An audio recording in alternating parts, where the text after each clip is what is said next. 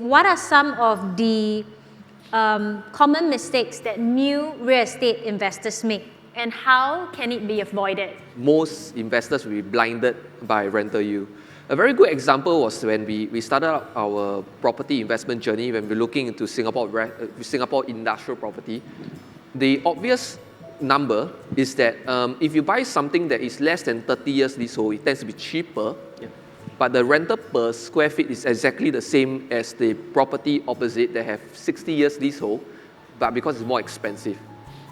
So if you just take rental yield as a baseline of is this a good or bad property without consideration of exit strategy, then I think this is something that new investors might be surprised, of course, when the property is 3 to 4 years old.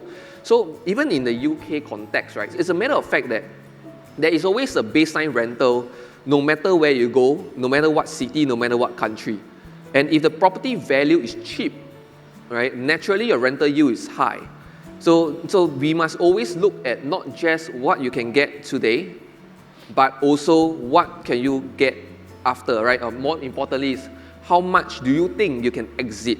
If I were given a choice to invest in a city with population, let's say 50,000, and which give me like 8% yield, versus a city, let's say like in Manchester with a 500,000 population living in Manchester City within the borough of Manchester City Council, right, where rental yield, let's say 6.5% to 7%, I'll put my bet on the 6.5% to 7% because I know that I'll probably have a much easier time exiting, not only to the locals there, but even to another investor, because naturally a town or city that have 500,000 population will naturally get more attention as compared to a town that have 50,000. So I think it's a marry of these two combination.